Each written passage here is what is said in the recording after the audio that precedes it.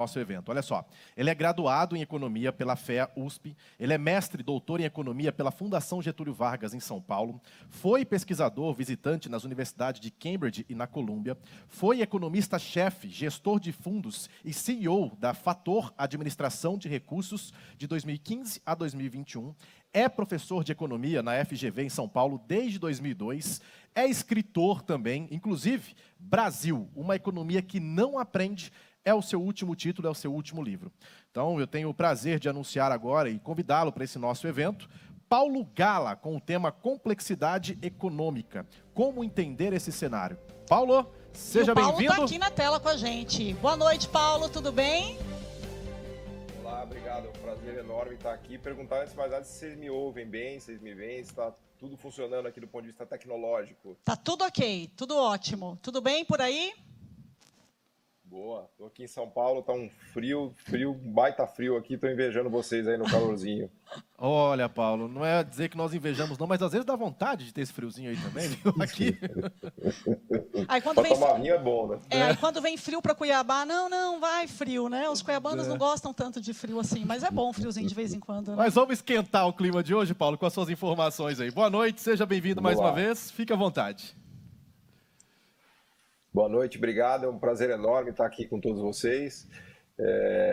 Eu preparei uma apresentação que eu queria mostrar aqui com alguns dados, né, do Mato Grosso e da economia da região e da economia. Um gráfico que mais ou menos resume essa ideia de complexidade produtiva ou de sofisticação produtiva. Imaginem um exemplo bem simplificado de 3 países e de 5 produtos, né? Aqui eu coloquei ali nas bandeirinhas a Holanda, a Argentina e um país africano que é Gana. Então a gente tem 3 países e 5 produtos, que são produtos do comércio mundial, que podem ser comprados e vendidos no mercado mundial. Então tem aparelhos de raio-x, medicamentos, ceras de sapato, queijo e peixe, né? A ideia de complexidade produtiva ou complexidade econômica vai nos dizer que o país mais sofisticado é o país mais rico. Sempre que eu falar país, vocês podem entender como estado, como município, como região, tá? Isso se aplica para qualquer registro de área que a gente esteja estudando em economia, né? A cidade mais rica, o estado mais rico, o país mais rico, ou o continente mais rico, ele é sempre o mais sofisticado e o mais complexo. Então, aqui no nosso exemplo, qual é o país mais sofisticado e mais rico? É a Holanda. Por quê? Porque a Holanda ela é capaz de produzir muitas coisas, ela é capaz de produzir peixes, ela é capaz de produzir queijo, cera de sapato, medicamentos e aparelhos de raio-x. Então ela é, no jargão dos economistas, o país mais diversificado, que tem a maior diversidade produtiva, faz muitas coisas, né? Mas ela não só é diversificada, como ela é capaz de fazer coisas que poucos países no mundo sabem fazer, ou nenhum país no mundo sabe fazer. Aqui nesse pequeno exemplo hipotético nosso, a Holanda consegue fazer aparelhos de raio-x e medicamentos, que, por exemplo, a Argentina não consegue fazer, nem Gana, né? A Argentina é um país de riqueza intermediária e de complexidade ou de sofisticação produtiva intermediária. Ela é capaz de fazer cera de sapato, ela é capaz de fazer queijo e ela é capaz de fazer peixes. Mas ela não é capaz de fazer medicamentos e aparelhos de raio-x. Então, no jargão dos economistas, a gente diz que a Argentina é um país de renda média, né? A Argentina tem uma renda per capita de mais ou menos uns 13, 14 mil dólares, aliás, não muito longe do Brasil, por ano, né? Enquanto, por exemplo, a renda per capita da Holanda é de 50 mil dólares. A Holanda é 3 vezes mais rica do que o Brasil e 3 vezes mais rica do que a Argentina. E aí eu coloquei um país pobre, né, bem pobre, que é Gana, que deve ter hoje uma renda per capita de não mais do que 2, 3 mil dólares, ou seja, 3 vezes mais pobre do que o Brasil e do que a Argentina. E Gana, nesse exemplo hipotético nosso, ela só é capaz de produzir peixes. Ela não consegue fazer queijo, não consegue fazer cera de sapato, nem medicamento, nem aparelho de raio-x, né? Isso é um pequeno exemplo hipotético, mas ele se aproxima do que a gente observa no comércio mundial. Quando a gente olha, de fato, para todos os países do mundo e o que todos os países do mundo produzem, a gente encontra algo parecido, né? Se eu colocasse Estados Unidos ali no lugar da Holanda, eu encontraria uma pauta produtiva muito parecida. Os Estados Unidos é capaz de fazer aparelho de raio-x, medicamento, queijo, cera de sapato, peixe, assim por diante. Se eu colocasse a França ali em cima, a mesma coisa. Se eu colocasse a Alemanha ali em cima, a mesma coisa, né? Onde está Brasil, onde está Argentina, eu poderia substituir, de repente, talvez por Chile, por México, que são países também parecidos. E lá onde tem Gana, eu poderia colocar vários países africanos como Angola, como Moçambique, por aí vai, né? Então essa ideia de complexidade produtiva, ela nos permite fazer um mapa, né, de todos os produtos do mundo, que é o que eu coloco nesse gráfico aqui. Esse gráfico ele é extremamente interessante. O que é cada pontinho desse daqui? Cada pontinho desse é um produto do comércio mundial. Então, a soja, eu não sei dizer, eu poderia até ter destacado aqui qual é o ponto da soja, mas a soja é um pontinho desse daqui. O trator que eu coloquei lá na primeira imagem para vocês também é um pontinho. Aqui a gente tem 5.000 produtos do comércio mundial. Tá? É uma metodologia bastante recente que usa Big Data, então a gente consegue tratar bancos de dados gigantescos, né? Então imaginem vocês o que é estudar 5.000 produtos do comércio mundial. Então, algodão é um produto, boi é outro, soja é outro, milho é outro, trator é outro, fertilizante é outro, químicos são outros e por aí vai, né? A gente poderia pegar, enfim, todos os produtos que são comercializados no mundo, né, de commodities, de manufaturas, e colocar num gráfico desse tipo. E qual é a beleza desse gráfico aqui? O que ele tem nesses dois eixos, né? Primeiro, nessa base aqui no eixo X, a gente tem a renda per capita da maioria dos países que são capazes de fazer um determinado produto. Então eu mencionava para vocês, por exemplo, Brasil e Argentina, né? Brasil e Argentina tem uma renda, aqui é $20.000 por ano. Brasil e Argentina estariam aqui no 13, 14 mil dólares por ano. Então todas essas bolinhas que estão aqui nessa faixa de $14 mil por ano são produtos cujos principais produtores têm uma renda per capita anual de 13, 14 mil dólares. Tá? Os produtos que estão aqui mais para cima são os produtos de países que são muito ricos, que têm uma renda per capita de 50 mil dólares ou mais, em muitos casos 60 mil dólares por ano. Né? Então, nessas bolinhas mais de cima, a gente está falando de produtos do tipo aparelho de raio-x, equipamentos, tratores de última geração, drones agrícolas, química e fertilizante também sofisticada, química fina. Né? Então, no eixo X, a gente tem a riqueza do país que produz o produto, lembrando que cada bolinha é um produto, e no eixo Y, a gente tem a sofisticação produtiva de cada um desses produtos. Né? Então, por exemplo, um semicondutor. Né? Hoje a gente é capaz de produzir chips e semicondutores, né, que são do tamanho de um vírus. Só para dar um exemplo muito concreto para vocês. Né? Hoje, se você olhar, por exemplo, um carro hoje tem mais ou menos 150 chips. Na média, um carro tem 150 chips. Você fala assim, pô, nunca vi onde tinha chip no meu carro. Né? Mas se você for estudar como é feito um carro hoje, ele tem, por exemplo, um chip dentro de cada pneu, para dizer se o seu pneu está furado ou não, se ele está murcho ou não. Então, em todo lugar que você olhar no seu carro tem chips, são chips muito pequenininhos. Chip é um produto super sofisticado e super difícil de fazer.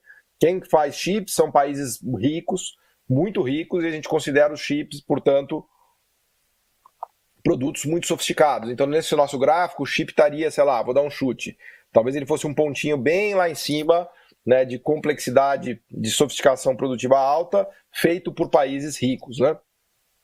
Então, quando a gente começa a olhar a riqueza dos países, e é esse gráfico aqui que eu coloco para vocês, e a sofisticação produtiva, ou a capacidade produtiva dos países, a gente descobre que os países mais ricos do mundo, e aqui eu tenho a renda per capita desses países, né, tenho $1.000, $10 mil e $100 mil, né, isso aqui é uma escala logarítmica, ela cresce muito rápido aqui, a diferença de renda entre países, ela dá saltos assustadores. Né? Aqui, esses amarelinhos são os países africanos, que tem uma renda per capita de $1.000 por ano. Aqui, mais para o meio do gráfico, na meia altura, a gente tem os países de $10 mil de renda per capita por ano. E aí está o Brasil, basicamente América do Sul, América Latina. Lá em cima, a gente tem países de $100 mil de renda per capita por ano. Né? Então, num país de $100 mil de renda per capita por ano, na média, uma pessoa ganha $10 mil por mês. Isso é um país muito rico. Né? Ou um país que tem $60 mil de renda per capita por ano, é um país em que uma pessoa, na média, ganha $5 mil por mês. Então vejam que é um país riquíssimo, é um país em que, na média, as pessoas ganham R$25 mil por mês. Esse é o ganho médio de uma pessoa que mora num país de $50 mil de renda per capita. Num país muito pobre, tipicamente africano, a renda per capita média é de $1.000, que daria, grosso modo, $100 por mês, que daria um ganho de R$500 por mês, né? Esse é um país bastante pobre. E o que esse gráfico nos mostra é que os países mais sofisticados, então aqui no eixo X a gente tem uma medida dessa sofisticação produtiva, ou dessa complexidade produtiva, os mais sofisticados são os mais ricos, né? E sofisticação aqui entendido então como a capacidade de fazer medicamentos, química fina, mecânica de precisão, maquinário de última geração, tudo aquilo que eu dizia há pouco, né? E aí cada bolinha dessa é um país, né? Então a gente tem aqui os verdes são a América do Sul, os amarelos são os africanos, os roxos são os europeus, né? O azul aqui é Estados Unidos, México e Canadá, e os vermelhos são a Ásia.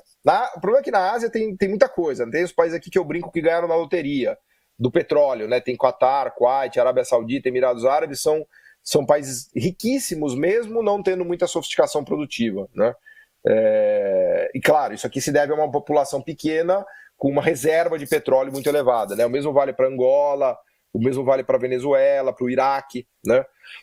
Mas tirando esses países que ganharam na chamada loteria dos recursos naturais, o que é normal de se observar é um enriquecimento do país conforme a sofisticação produtiva dele aumenta, né? Eu vou dar alguns exemplos mais práticos e mais concretos, e vejam que lá na frente a gente vai chegar no caso do Mato Grosso, e eu tenho esses mapas que eu estou mostrando para vocês para as regiões, para os municípios do Mato Grosso, mostrando o que eles produzem, como é que é a composição do emprego deles, a composição do PIB deles e tudo mais. Então, né, se Deus quiser, chegaremos lá. Aqui um exemplo mais concreto de países que são capazes de produzir aviões, helicópteros e foguetes, né? Quais são os países no mundo capazes de produzir aviões, foguetes e helicópteros? Principalmente França e Alemanha, que se trata da Airbus, né? Que é uma empresa de capital misto desses dois países, e também inglês.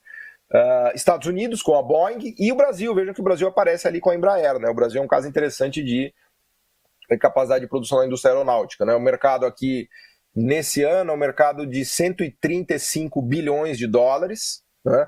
Esse foi o mercado mundial de aviões em 2012. Né? Só para vou dar alguns exemplos para vocês, para deixar tudo isso que eu estou falando mais concreto. Tá? Por exemplo, carros. Quem são os grandes produtores de carros do mundo? Em 2013, os maiores produtores de carros eram a Alemanha, com 22% do mercado, Japão 15%, Estados Unidos 8%, Canadá 7%, Coreia 6%. Tá? Então, isso aqui é mais um exemplo de países que fazem produtos sofisticados. Aliás, carro é um produto que o Brasil não consegue fazer. O Brasil não tem uma marca própria de carros, né? A gente faz carros no Brasil, obviamente, com as multinacionais, né? Ao contrário da Embraer, que é uma empresa brasileira de capital nacional, que desenvolveu tecnologias em solo brasileiro, a gente não foi capaz de desenvolver, apesar de muitas tentativas nos anos 80 e 90, a gente não foi capaz de desenvolver uma indústria nacional de carros. A gente desenvolveu de autopeças, a gente desenvolveu de aviões, por incrível que pareça, mas não de carros, né?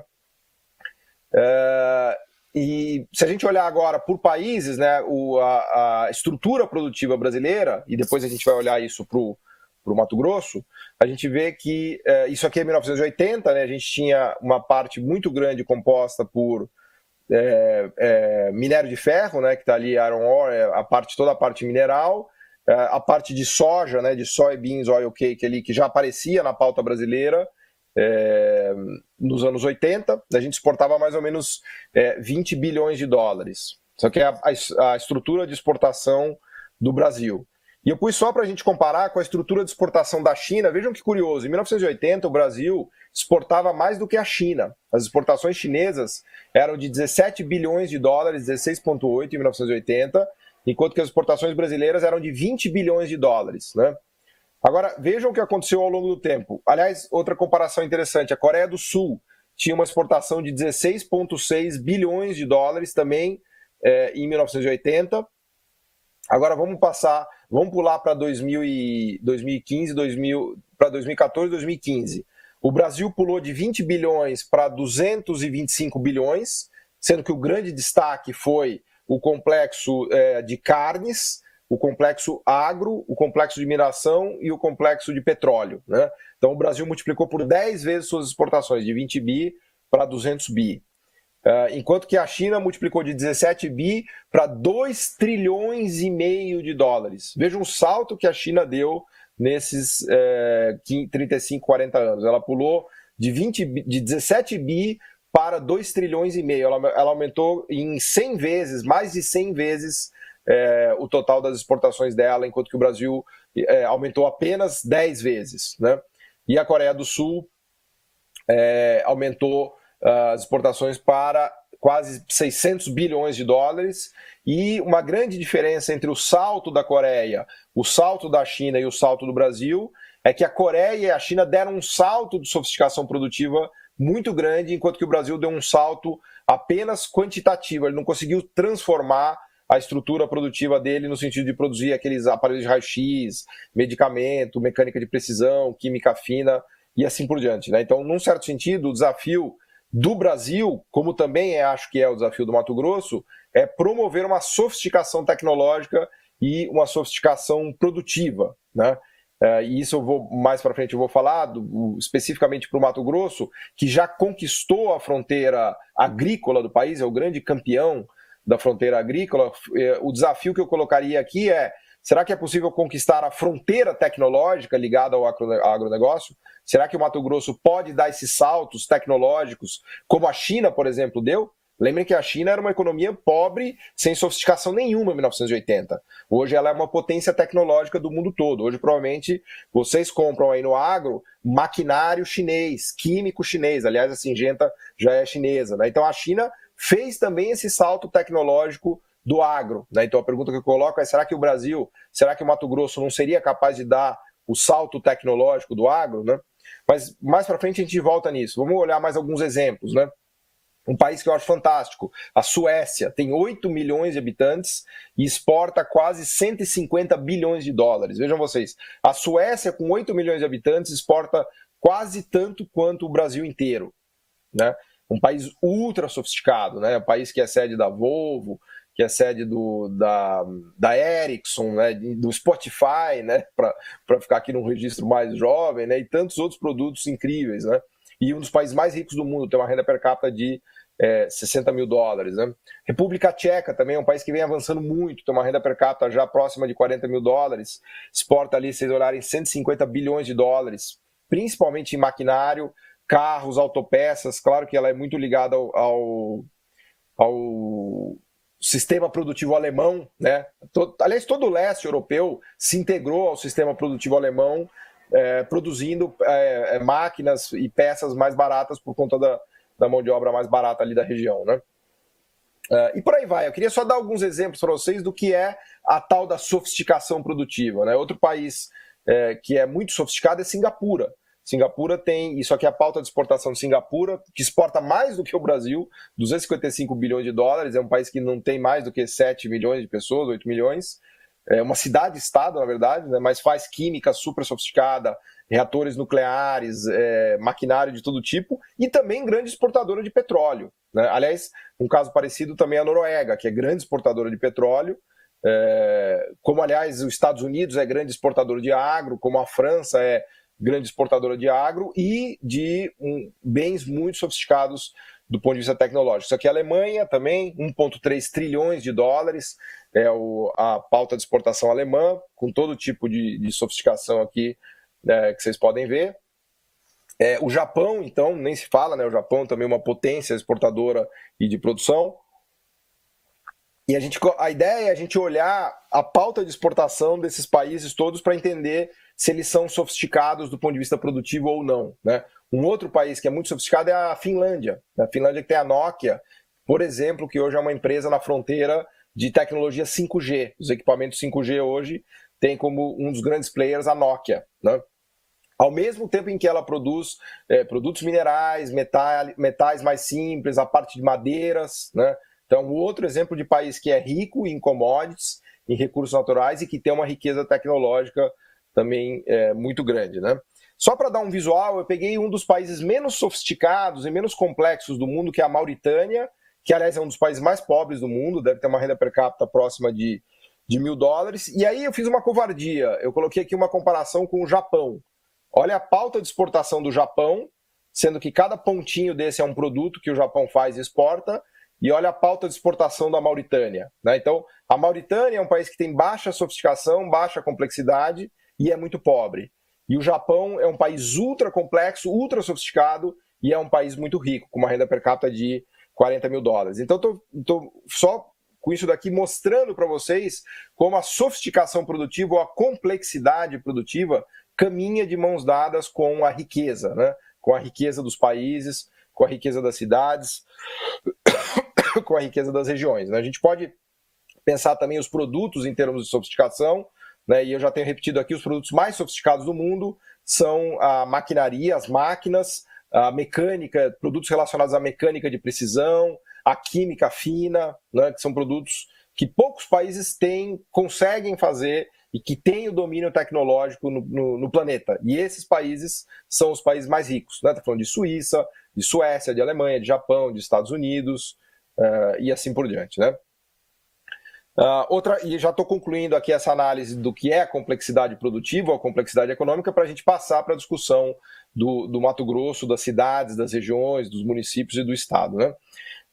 Então, por fim, para concluir, mostrar que a escolaridade ou a educação das populações e dos países também caminha de mão dada com essa complexidade produtiva ou com essa complexidade econômica. Cada pontinho aqui é um país, e eu tenho no eixo X os anos de escolaridade. Então, eu tenho países que têm escolaridade média, né? Tem países muito pobres que têm uma escolaridade média de 5 anos de escolaridade média das pessoas, indo até 14 anos, né?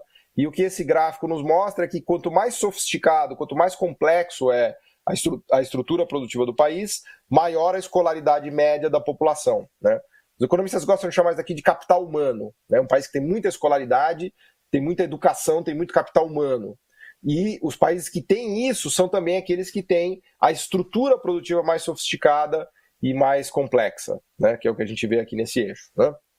E já caminhando para concluir esse primeiro bloco da apresentação, a gente vê também que a desigualdade econômica ela caminha de mãos dadas com a complexidade, ou seja, as regiões mais sofisticadas do mundo, os países mais sofisticados, que são Finlândia, Estados Unidos, Reino Unido, Suíça, Suécia, República Tcheca, Irlanda, França, Espanha, Bélgica, Hungria, Polônia, Canadá, são os países que têm a maior complexidade do mundo, entre 1 e 2, que é o índice, e a menor desigualdade do mundo, abaixo de 0,4. O Gini é um indicador que a gente usa para medir desigualdade das sociedades ou das economias, né? Então, uma economia muito desigual tem um índice Gini muito alto. Por exemplo, a Tanzânia, ou a Bolívia, ou Moçambique, ou até mesmo o Brasil, que deveria estar por aqui, o Brasil, ó, o Brasil está entre os países mais desiguais do mundo. Uma desigualdade acima de 0,50 é muito elevada, né?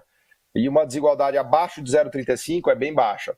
Então, o que esse gráfico nos mostra é que a sofisticação produtiva também contribui muito para, ou pelo menos caminha de mãos dadas, né? Não vamos dizer que tem uma causalidade tão clara e direta, mas caminha de mãos dadas com sociedades mais igualitárias, são, via de regra, sociedades mais sofisticadas do ponto de vista econômico, de complexidade produtiva, né? Então, isso daqui é o mapa, assim, são os conceitos fundamentais para a gente entender o que é a complexidade produtiva e o que é a complexidade econômica, né? Agora eu vou começar a falar do Mato Grosso, eu vou complementar dados, vou trazer dados complementares e informações ao que o Maurício estava mostrando para vocês, a partir do estudo da FEComércio, né? E eu vou tentar explorar dados que ele não explorou, né? Não vou, obviamente, repetir os dados que ele já mostrou para vocês, de uma maneira bem resumida, assim, rápida, né? O que é o estado do Mato Grosso? É um estado que tem hoje 3 milhões e poucos, 3 milhões e 200 de habitantes, e tem 800 mil empregos. E isso aqui é importante porque eu quero mostrar para vocês a estrutura de empregos do estado, onde esses empregos se localizam em termos de municípios, de regiões, e onde as atividades econômicas se localizam em termos de municípios e regiões, né? A principal atividade econômica do estado, por incrível que pareça, em termos de empregos, é a administração pública. 130 mil empregos na administração pública. Não do ponto de vista de PIB, tá? Estou falando do ponto de vista de empregos, né? Então, uma renda média de R$ 2.800 para esse ano aqui, mas vamos olhar isso em mapas aqui, né? Então vamos começar a dar uma olhada nos mapas da estrutura produtiva do Mato Grosso. Primeiro dizer que a gente pode pegar a discussão de complexidade econômica que eu estava fazendo há pouco e olhar para os estados brasileiros e fazer um ranking dos estados brasileiros mais complexos e menos complexos. Então lembrem daquele primeiro esqueminha que eu mostrei para vocês lá do aparelho de raio-x, do medicamento, da cera de sapato, do queijo e do peixe. Vamos pensar agora em termos de estados brasileiros. Qual é o estado brasileiro mais complexo? São Paulo, depois Rio Grande do Sul, Santa Catarina, Paraná, Amazonas, por conta da Zona Franca, Pernambuco, por conta da indústria de lá, Bahia, Minas, Alagoas, Espírito Santo, Distrito Federal, e vai descendo, Mato Grosso está lá embaixo, ó. Dos estados brasileiros, Mato Grosso está entre os menos sofisticados e os menos complexos. Por isso que eu já lancei aqui o desafio de, será que o Mato Grosso será capaz de conquistar também a fronteira tecnológica, assim como ele conquistou a fronteira agrícola, né? E é claro que eu não tô trazendo a ideia aqui de que o Mato Grosso vai produzir tudo que ele consome no agronegócio, né? O meu desafio aqui é se ele poderá produzir mais coisas do que ele consome e não simplesmente importar de São Paulo, importar entre aspas, né? Comprar de São Paulo, do resto do Brasil ou do resto do mundo, né? Então, isso aqui já dá um visual para a gente da complexidade dos estados. E aqui eu tenho por municípios, também só de curiosidade, os 20 municípios mais complexos do Brasil, que são São Paulo, São Bernardo, Guarulhos, São José, Sorocaba, Manaus, Diadema e por aí vai, né? Suzano, Piracicaba, Vinhedo, Curitiba. No ranking de todos os municípios, quem aparece só do Mato Grosso é Cuiabá, e se não me falha a memória, ele aparece lá pelo número 40. Dos 5.500 municípios brasileiros, Cuiabá é o número 40, né, se não me falha a memória. Assim como a gente olhou a estrutura produtiva dos países, a gente pode olhar a estrutura produtiva dos municípios, né? Então, para dar aqui alguns exemplos para vocês, o que São Bernardo do Campo faz em termos de exportações, exporta 3,5 bi, Betim, Minas Gerais, Sorocaba. Vejam que são os municípios muito sofisticados do Brasil, tá? São capazes de produzir e exportar todas essas coisas, né? Autopeças, ônibus ali, Piracicaba, aqui é a Caterpillar, né? A Caterpillar de Piracicaba. Imagino que vocês comprem muitas coisas aí da Caterpillar, que tem uma base lá em Piracicaba. Aqui Campinas, por aí vai. Não quero gastar muito tempo aqui, mas é só para dar um visual, né? Paulínia. E vejam que todas essas estruturas produtivas e pautas de exportações são muito intensas em química fina, em mecânica de precisão, em maquinário, né? Reparem que tem muito pouco agro e muito pouca mineração aqui, nos municípios mais sofisticados e mais complexos, né? Jundiaí também, um caso muito interessante. Agora vamos mergulhar no Mato Grosso. Isso aqui é a pauta de exportação do Mato Grosso, né? Então a gente encontra soja com 46%, milho com 19%, farelo de soja com 13%, carne bovina congelada 6,8% e algodão cru 6%. Aqui a gente está falando das exportações, estão um pouquinho desatualizadas, 2017, mas o mapa é mais ou menos esse, né? 15 bilhões de dólares de exportações do Mato Grosso em 2017. Esse número hoje certamente já passa dos 20 bilhões de dólares, e esse é um dos números mais chocantes e mais incríveis do Estado, né? O Estado saiu de exportações de menos de 2 bilhões de dólares em 2020, desculpem, menos de 2 bilhões de dólares nos anos 2000, e hoje exporta algo como 20 bilhões de dólares. Então a gente está falando de um salto de 10 vezes das exportações do estado do Mato Grosso. 10 vezes. Saiu de menos de 2 bi para 20 bi. A preços de hoje, vamos dizer que houve uma variação de 180 bilhões. Para facilitar minha conta, que já estamos cansados que é à noite, vamos dizer que aumentou em 20 bilhões de dólares as exportações do estado do Mato Grosso. A preços de hoje, nós estamos falando de um câmbio a R$5. Então, nós estamos falando de um aumento de 100 bilhões de reais de renda que foi injetado na economia do Mato Grosso, especialmente graças à compra dos asiáticos, né, e à compra dos chineses. Por isso tem muita gente aí de vocês lá em Xangai, não à toa, né? Porque é 100 bilhões de reais que vem todo ano da China para injetar na economia do Mato Grosso e que vai catapultando e que vai alavancando todos os negócios de serviços, da própria indústria que já está instalada no estado e assim por diante, né? E a gente vê que o grosso desse aumento é produtos de origem vegetal, e a gente está falando, obviamente, da soja, né? Então, eu gosto muito desse gráfico para explicar o milagre do Mato Grosso, se vocês quiserem, né? Ou o milagre do Centro-Oeste, né? Como que o PIB do Centro-Oeste explodiu, como que o PIB do Mato Grosso explodiu. Ele explodiu porque a fronteira agrícola foi conquistada, aliás, muito disso também se deveu aos investimentos da Embrapa, né? Lembrando que a Embrapa tem mais de 40 centros de pesquisa no país inteiro e só no Centro-Oeste, muitos deles, né? A Embrapa fez desenvolvimentos tecnológicos fantásticos para fazer com que a agricultura brasileira avançasse pelo Cerrado, né? Mas se eu tivesse que escolher um único gráfico para explicar o milagre do Mato Grosso, é esse gráfico aqui que eu colocaria para vocês, né? Uma explosão das exportações de agro, especialmente para a Ásia. Aqui tem a quebra por destino das exportações, né? E vejam que é um fenômeno basicamente asiático, né? E aqui está desatualizado, está até 2017 só.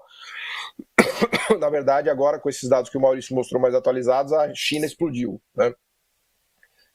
O grande cliente, obviamente, do Mato Grosso é a Ásia, né? Especialmente a China, né? Agora, quando a gente começa a olhar, e eu já estou caminhando aqui para concluir, já avancei bastante aqui no horário, inclusive, a gente pode começar a olhar isso em termos dos municípios agora, né? E eu vou mostrar para vocês uma abertura da estrutura produtiva do Mato Grosso em termos de município, começando por PIB, tá? Aqui é a renda mensal dos trabalhadores do Mato Grosso, que dá um total de 2,2 bilhões de reais em 2017, né, que seria uma renda aí e aqui é só a renda do trabalho, né, de salários, né, dividida pelos principais municípios. Então vejam como Cuiabá ainda é o centro do estado, né, o centro econômico, né, Cuiabá abriga quase 43% da renda do trabalho, né, de todos os empregos do estado do Mato Grosso, e depois surgem ali as estrelas do agro, né, Rondonópolis, Sinop, Lucas do Rio Verde, Sorriso, né, que são os grandes destaques. Então aqui é a concentração da renda do trabalho no estado do Mato Grosso, e os empregos. Aqui é o mesmo gráfico, só que por empregos. Então Cuiabá concentrava em 2017, não mudou tanto até hoje, tá? Concentrava 30% de todos os empregos do estado, né? Depois Rondonópolis, que é uma subsede ali, né, meio que da região, concentrando 7% dos empregos, e depois por aí vai, né? Sinop 4,6%, Lucas do Rio Verde 2,7%, Sorriso 3%. Então esse é um mapa legal também Vejam que em 2017 havia 800 mil empregos formais no estado do Mato Grosso. 800 mil empregos formais, tá? Dos 3 milhões de habitantes. Isso aqui não leva em consideração emprego informal. Isso aqui são dados da RAIS, né? E portanto usa dados principalmente de empregos formais, tá? Então essa é a estrutura de empregos, por grandes grupos, 22% no setor de serviços e comércio. Isso é algo que o Maurício falou também, da grande capacidade de geração de emprego do setor de serviços, né? Então vejam que entre serviços de comércio e serviços administrativos, e tem muitos órgãos públicos, aqui a gente está falando de quase 43% dos empregos, trabalhadores especializados da produção, aqui destaca principalmente indústria e manufatura, e agro mesmo, 9,4% do emprego. Então veja que o setor agro ele não tem uma capacidade elevada de geração de empregos, né? Diretos, né? Ele acaba gerando empregos indiretos, porque obviamente ele movimenta o setor de serviços, varejo, comércio e tal, mas não diretamente no agro, né? Aqui por regiões também, os avanços das regiões, também o Maurício mostrou isso um pouco, né? O Centro-Sul, que foi quem mais cresceu, depois o Norte, depois o Sudeste. Aqui é por crescimento por renda. E já caminhando aqui para concluir, já vou encerrar. Aqui é uma comparação dos PIBs, está muito pequenininho, mas só para ver que o PIB do Mato Grosso, hoje, ele deve estar em qualquer coisa como uns 150 bilhões de reais, tá? Ele ainda é um PIB pequeno, relativamente pequeno, quando comparado ao resto do Brasil. O PIB do Brasil hoje está perto de 8 trilhões de reais, né? Vamos colocar que o Mato Grosso chega em 200 bilhões de reais, tá? Fundamentalmente ancorado no agro. Vejam que ainda é muito pouco quando comparado ao PIB brasileiro. Claro, estamos falando de uma região que tem 3 milhões de habitantes também, né? Então, isso também precisa ser levado em consideração, né? O PIB de São Paulo, por exemplo, é de 2,5 trilhões, né? O estado de São Paulo tem um PIB de 2,5 trilhões de reais, enquanto que o estado do Mato Grosso tem um PIB próximo de 200 bilhões. Claro, o estado de São Paulo tem uma população de, sei lá, mais de 60 milhões de pessoas, né? Aqui uma comparação também, né? Aqui são os PIBs por estado, né? Então tem São Paulo, Rio, Minas, Rio Grande do Sul, Paraná, Santa Catarina e por aí vai, né? Então Mato Grosso está aqui, né? Também para vocês terem um visual das estruturas produtivas, né? Depois a complexidade, desculpe, os PIBs per capita dos municípios, aí sim que Cuiabá aparece como PIB per capita número 40. Aqui, ó, dos 5.500 municípios, Cuiabá, no ano, não me lembro exatamente que ano esse daqui, mas é recente, ele estava como número 40 em termos de renda per capita do Brasil, né? Aí a pobreza, agora eu separei também, já para a gente concluir, alguns indicadores de pobreza e desigualdade, e uma coisa que me chamou muito a atenção é que o nível de pobreza no estado do Mato Grosso ele é relativamente baixo se comparado ao resto do Brasil. Aliás, eu acho que eu tenho o gráfico aqui.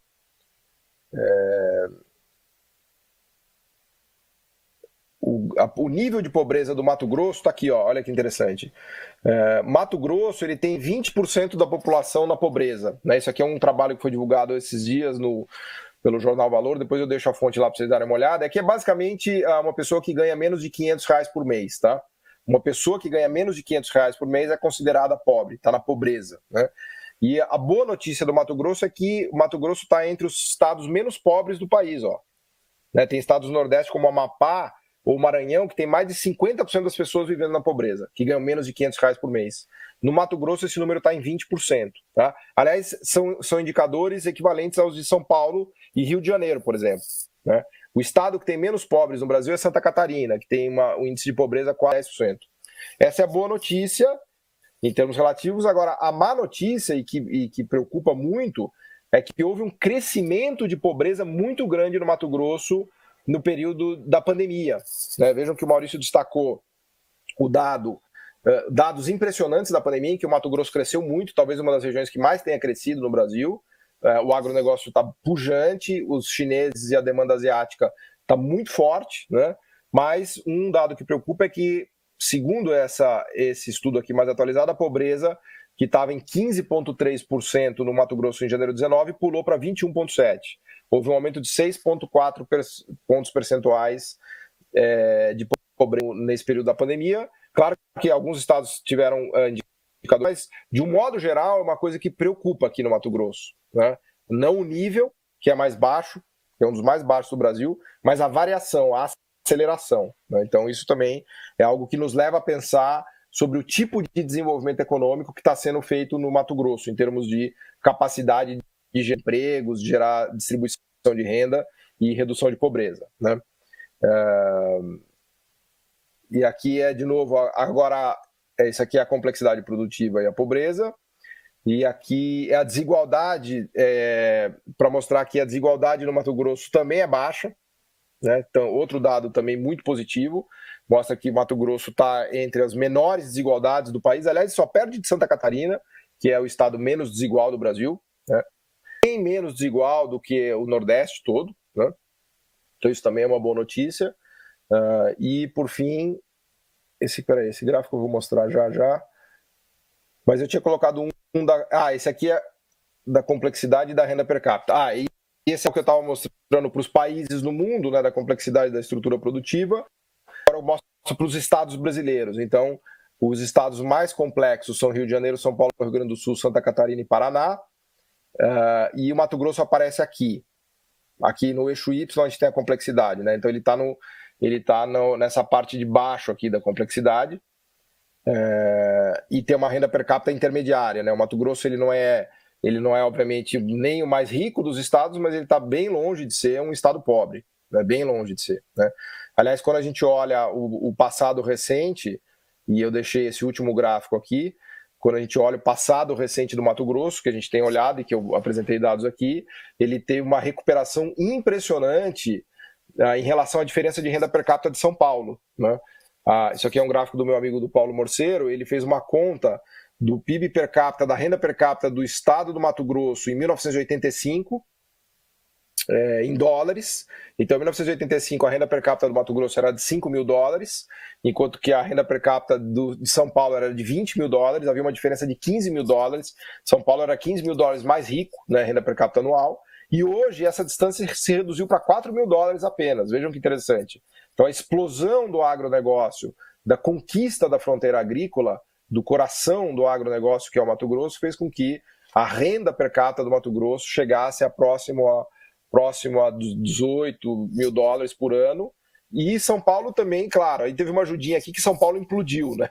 São Paulo que chegou a ter uma renda per capita de $25.000, desde que estourou a crise, que o Brasil está estagnado, especialmente a porção industrial do país, né? Porque São Paulo é o coração industrial do Brasil, ele nunca mais se recuperou. Então o São Paulo teve uma queda aqui de $3.000, $4.000 de renda per capita no momento em que o Mato Grosso continuou se expandindo, né? Então esse gráfico também é um gráfico bastante interessante.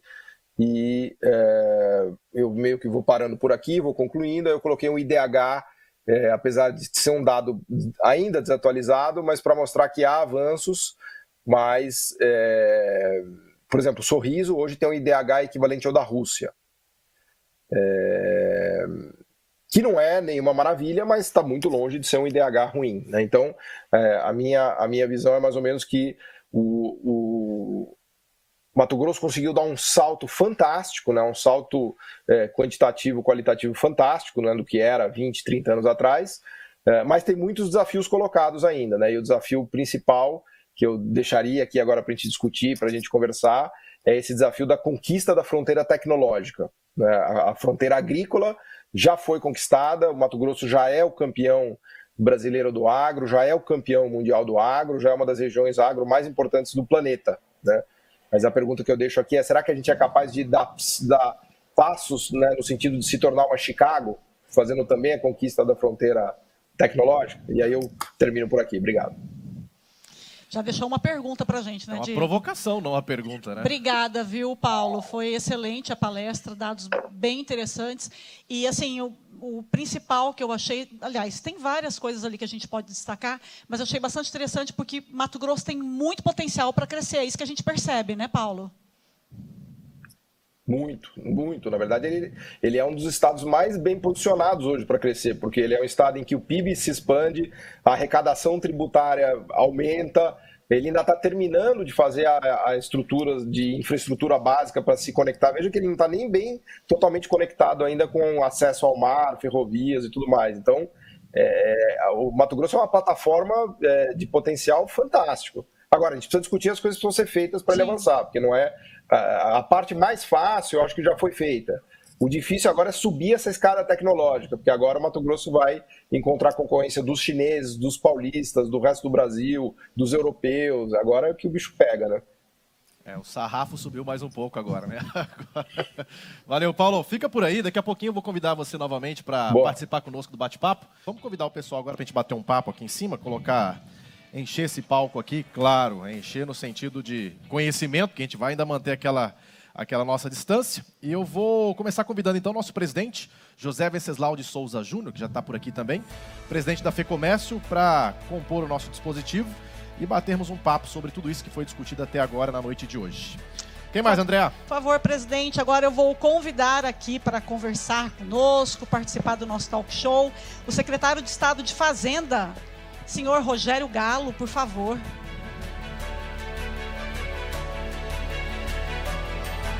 Legal, enquanto o secretário Rogério Galo chega, vou convidar um outro secretário adjunto de desenvolvimento do ecossistema empreendedor, o senhor Celso Paulo Banazeski, que vai compor também o nosso dispositivo para bater esse papo e para discutir tudo isso e mais um pouco do que já foi falado aqui agora.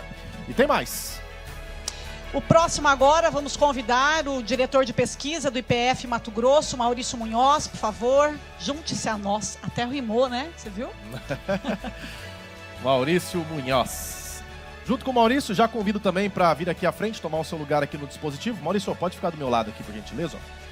Vou convidar também o seu Neurilan Fraga, presidente da AMM, Associação Mato Grossense dos Municípios. Isso.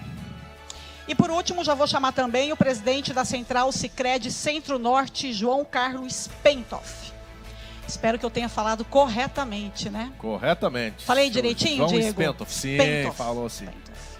Estão aqui os dois. Seu Sejam Dorilan, bem-vindos. Por gentileza. Tudo certo? Seu João, tudo bem? Prazer em revê-lo. Legal. André, eu vou convidar você também, gentilmente, a ocupar o nosso lugar. Obrigada. Vou colocar a máscara aqui. E vamos lá, para começar o nosso papo. É uma espécie de talk show, é um bate-papo para discutir todos esses assuntos que nós vimos aqui. Algumas perguntas que chegaram também dos nossos internautas. Como a gente está um pouco mais próximo agora, eu vou pedir a licença para que eu possa pôr a minha máscara também. E que todos nós fiquemos devidamente protegidos aqui em cima. Bom, senhores, boa noite, primeiramente a todos. Prazer ter vocês aqui mais uma vez. E temos algumas perguntas que foram feitas pelos internautas ao longo da semana, enquanto o evento foi divulgado, e, eventualmente, algumas que chegaram agora também. Eu vou começar aqui me dirigindo ao presidente da FEComércio, o senhor Júnior. De que forma que a integração, uma pergunta que não tem o nome da pessoa, mas é bem pertinente. A integração via ferrovias em Mato Grosso, presidente, contribuirá para o desenvolvimento do nosso Estado? Presidente, só um minuto antes. Estão me ouvindo bem? Sim. Só para esclarecer que a dinâmica desse bate-papo nosso aqui, a gente vai fazer uma pergunta para cada um dos convidados.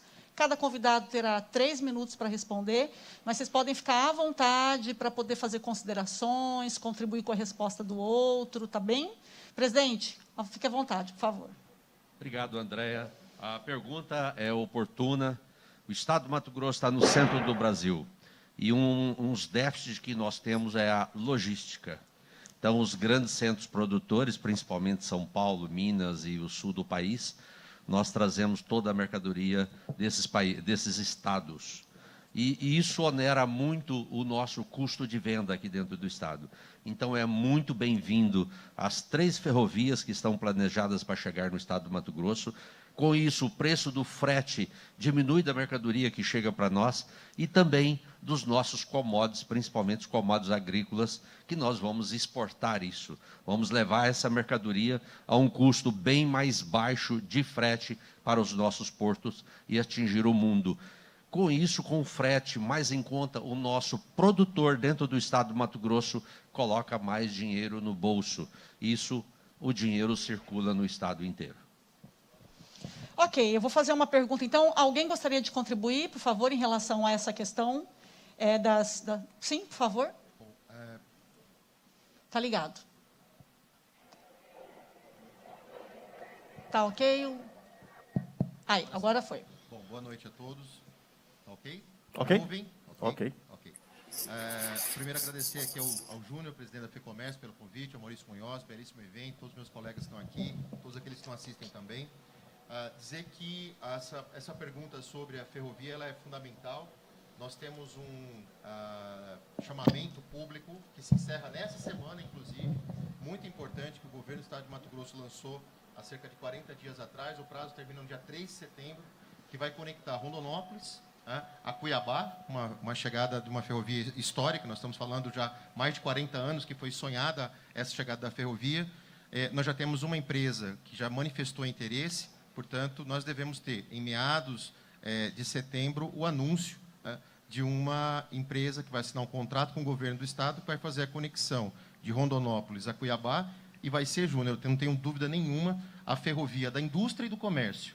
E um outro ramo dessa rodovia, dessa ferrovia, vai ligar Rondonópolis ao Médio Norte, vai chegar até Lucas do Rio Verde, passando, antes entre Campo Verde e Primavera do Leste, Planalto da Serra, Trivelato, Mutum. Em todos esses locais que eu estou falando estão previstos terminais de graneleiros e chega, então, a Lucas do Rio Verde. Não tenho dúvida que nós teremos ali uma indústria, uma ferrovia que vai pegar o maior centro consumidor de Mato Grosso, trazendo, portanto, um frete de retorno dos grandes centros industriais do país para abastecer aqui de material de construção e, não tenho dúvida, de outros também bens que nós consumimos, mas também para levar outros bens que nós produzimos aqui, transformamos, como farelo de soja, óleo, milho, etanol, enfim, dando muita competitividade a Mato Grosso. Acho que eu só queria complementar esse aspecto. Perfeito. Que ótimo, né? Porque assim, a gente tendo uma ferrovia, uma ampliação disso, com certeza isso atrai investidores, né, para o nosso estado. Isso faz toda a diferença, né? A logística faz toda a diferença para os negócios, né? Eu vou fazer uma pergunta agora para o presidente da Central do Sicredi Centro-Norte.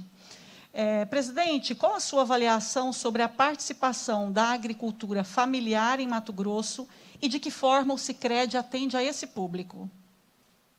Boa noite a todos, parabéns pela organização aqui do evento, pela FEComércio. Dizer que a agricultura familiar, o nosso